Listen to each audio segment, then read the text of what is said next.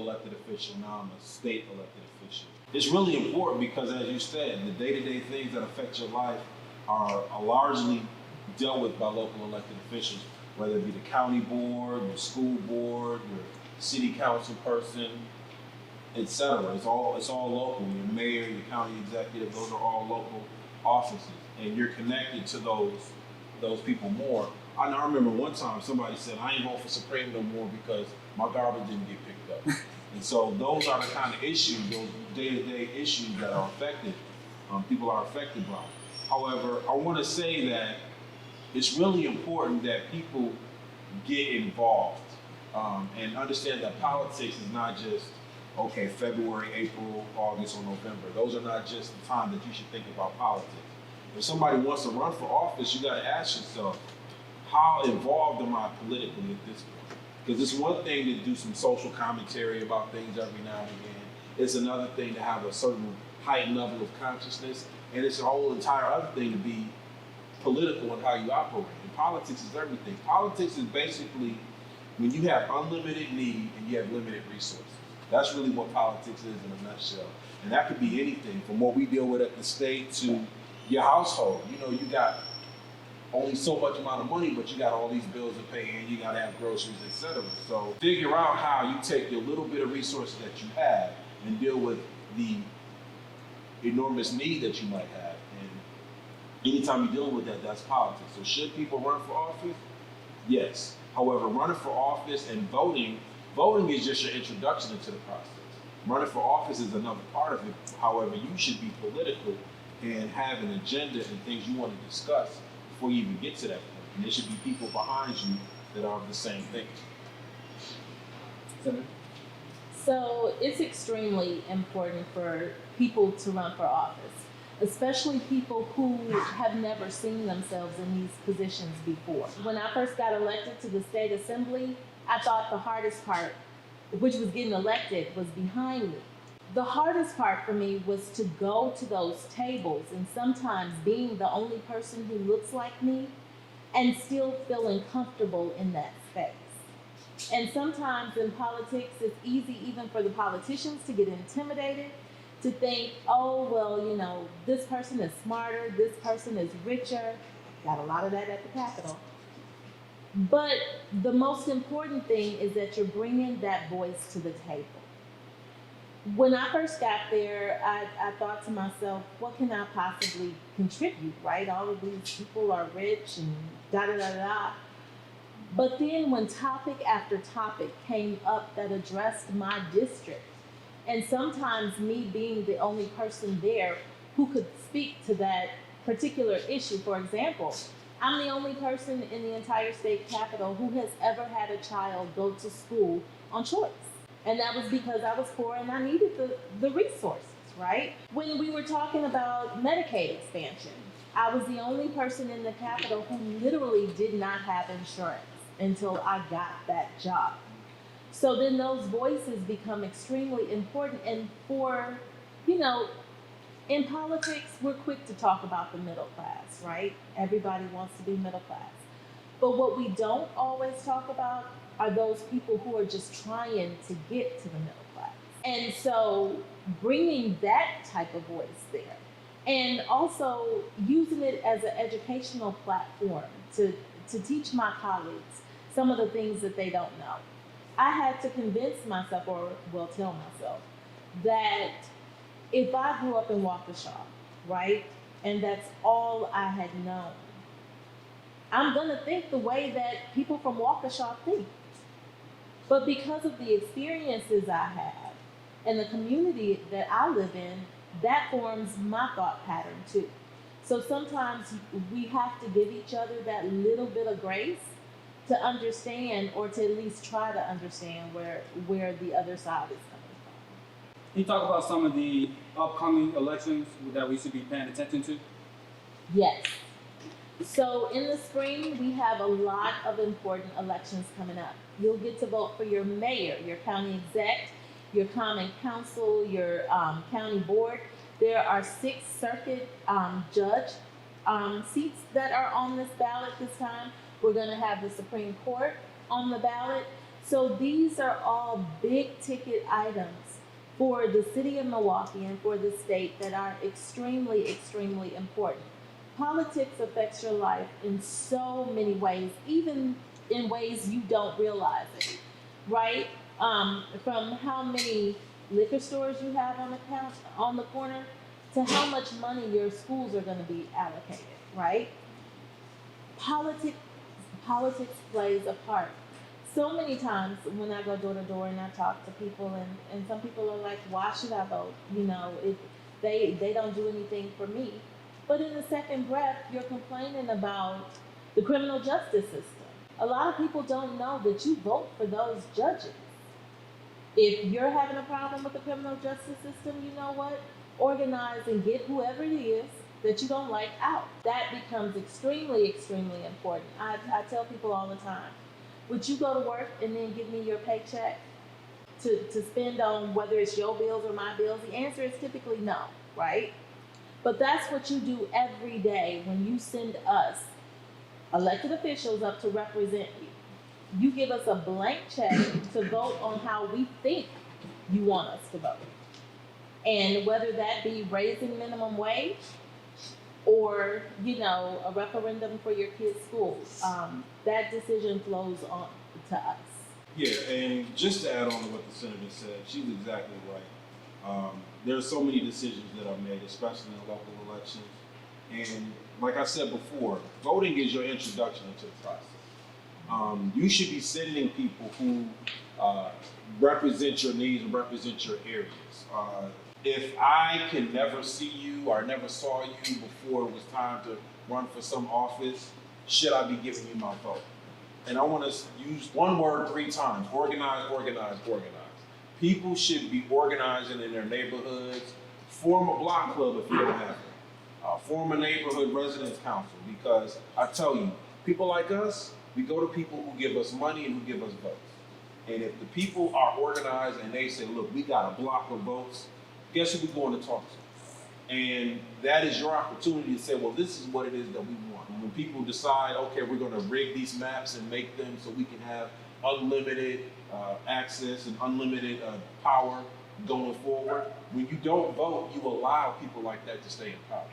And so understanding that voting is a power thing. It's about the ability to make the change that you want to see, or to keep your community from changing if it's going the way you want it to. And so that is the real point of all of this, is one word: power, and how we gain it. Can I go into detail just a little bit on what he said about when Representative Amakunde talked about we see people who give us money and who give us votes, right? What he's talking about is that in order to run for office, you have to have funds. You have to have money, right? So whether that comes from fundraisers, private donations, you have to raise enough money to win these seats. So those individuals who donate to campaigns, regardless of what it is, or you usually tend to know those people by first name, right? Because those are the people who are constantly coming. And in terms of seeing people who vote, so when you're running for election, there is a list called the voter list, right? It tells us everybody who votes on the block, what election they voted in, how we can even pinpoint it down to the number of times that you voted. So when we are running for election and it's a very short window that we have to get these votes, we're typically only going to go to those doors where people vote. And we're not going to go door to door to everybody. Because if I need 16,000 votes and you're not a voter, the likelihood of me convincing you to come out to the polls is very slim. So I'm not going to waste that kind of time during an election year. The important part about us reaching out to the community is during non-election years, we have the time to go door to door, and we should. Now, I represent 170,000 people. You represent 60,000. So it's going to be impossible for us to go to every single door and see every single person. But we do try to at least get in the community and do outreach of some kind. Yeah, we actually did that. There was an off year. We went to the lowest voter turnout wards. Was that your district that we went to? That was in your district, your synergy. I was on the county board then, and we went just to show love and knock on doors and see if people were all right, because it wasn't time to say, hey, get out and come out and vote. Because I tell you, the people who don't vote want to have the longest conversation. They want to talk to you about everything. And it's like, you don't even vote. And then after it's over, like, so you gonna vote for me? I think about it. Next topic, public safety. So I'm pretty sure I can speak for everyone when I say we all love Milwaukee, but we often hear more about issues rather than solutions and the good work being done. So question, what are the biggest public safety issues facing Milwaukee residents? And what are the best identified solutions that you found? The public safety issues are going to be the same across the board. People want to feel safe from crime. They don't want to, be shot or harmed. They don't want to be robbed. They want to feel secure in their homes. They want to drive down the street and without reckless driving, etc. And they want to have an opportunity to go out and make enough money so they can take care of their families. And those are just the basic needs that people have. And that's not just here in Milwaukee, that's everywhere. So when we have the conversations about it, it's not some foreign concept that people can't get with. Like, oh, people in Milwaukee want jobs? Yeah, people in the Schwabenau want jobs too, right? And so the idea is that the public safety issues that we face are the same as everybody else's. I think some of the solutions, some of the challenges that we've had is our mental health disorders, disparities have increased. And so there are a lot of people facing a lot of challenges that they may have been facing before, they were just exacerbated by, being at home, the pressure of losing jobs, the fact that we were just in a pandemic. That's a lot of pressure in and of itself. So some of those things have increased. As far as things like reckless driving, we have a program called Vision Zero that we work with in Sherman Park, where we're trying to get to zero fatal crashes or serious injuries. And so the way we do that is by having conversations with people. They have a lot of signage. We have penalties for reckless driving. There are, I know a lot of people don't like where they moving on doing all the construction around the city. However, we're doing some of the infrastructure dollars we got from the federal government to make sure that streets are more engineered in a way where we can drive more safely.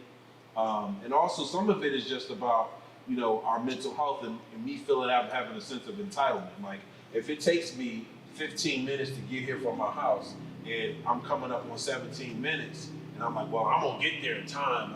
I could be a good person normally, but once I get behind that wheel, it's like Dr. Jekyll and Mr. Hyde. So I want to make sure that, we are, it's not that just that ego-driven thing where we trying to get around and the street design helps it. So I still have to go my regular pace. Even if I'm upset and I get there later, it'll be what it is. As far as public safety is concerned, as far from violence and things of that nature, my senator is on joint finances, so she probably has more to say about that part. However, we want to be safe in our community. We want to be safe in our minds, and we want to be safe in our streets. So that's part A. I'm sure the senator has the part B. Well, the biggest issues facing Milwaukee is reckless driving and gun crimes, right? Now, the one thing about being in the state legislature is you can only do what the majority party allows you to do. There were other things that we wanted to do, such as utilize some of those cameras that are on the street lights. Because like he said, there are regular, ordinary citizens that are running red lights too. But we weren't allowed to do that. We were limited. So the only thing that we were allowed to do was the car impoundment and the penalties. The second issue with the gun violence, that's the issue. That's a serious issue. From 2018 to 2022, we've had 60,000 shot spotter triggers. Shot spotter is the bullet detection system where they can detect a bullet from a bullet from a fireworks or whatever. That's 60,000 potential victims. We have confiscated, or MPD has confiscated, over 15,000 guns just from 2018 to 2022. That's the issue. And when we look at the number of people who are being shot from 2018 to 2022, non-fatal shootings, we have over 3,400 individuals. And we know that we've already lost 19 kids to gun violence this year. So, this is the most frustrating part for me about the gun violence is because in order for us to do anything to help Milwaukee, we have to get help from the other side. I've gone to the other side and asked them to help me do things around gun violence for Milwaukee. Legislation, such as universal background checks, red flag laws. And even said, look, it doesn't have to be for the entire state. I understand the entire state are not seeing the level of gun violence victims as we are here in Milwaukee. It can just be for Milwaukee, a first-class city. I was told my heart aches for you, but that's not happening in my district. And being black, you know you automatically go to, as long as the people look like you, it's okay. And that's the issue. Because we have children, juveniles, who have already been adjudicated as juvenile delinquents for gun crimes, buying gun parts. There is no age limit. As long as you have a credit card with your name on it, you can buy gun parts. So even if you're 13, a 13-year-old can buy gun parts as long as they have a credit card. And we all know Cash App gives people access to credit cards, right? You're talking about guns that have no serial numbers until they put them together. They're watching YouTube videos. And we're wondering why we're seeing the type of gun violence that we're seeing. The other issue that's statewide is mental health. Governor Evers put over $500 million in the budget for mental health. Republicans only did a fraction of that. Why is mental health so important? Because we know that we are in a mental health crisis. For example, we have parents who are taking their children to the emergency room at Children's and relinquishing their rights. This is happening right now because their children are having mental health breakdowns and there aren't enough resources available or programs available. Now, what does that mean for the city, or what does it mean for the state?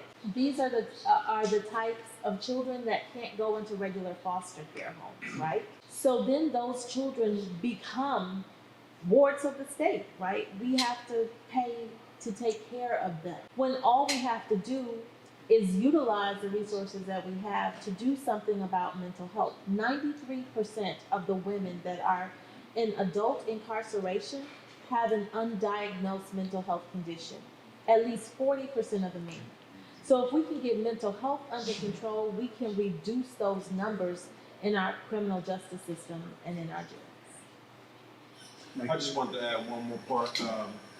And some of the things that we need to do is we need to have things like violence interrupters in our communities, because a lot of the beefs that happen in our communities, they escalate to a gun violence situation. And so we need to be funding programs like violence interrupters, like the Office of Violence Prevention and what they do in the streets of Milwaukee, 414 Life. I have a bill that would find a resource. It would provide some dollars to violence prevention statewide under the violence prevention fund, and I call it the bullet bill. If we did an assessment of 50 cents for every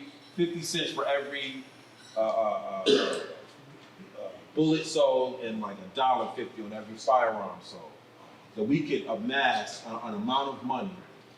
The dollar amount is different now. When I first got there, it was a couple $1 million that we could put into a violence prevention fund in the state of Wisconsin, where we would go. And I got that from knocking on doors, talking to somebody. I said, "What do you think should happen?" They was like, "Well, we should put a tax on the bullets and the gun, put it into violence prevention, because That way, people who actually purchase and are gun enthusiasts can then tout how much they are helping solve the problem by helping us to put a violence interruption fund and funding that through their purchase.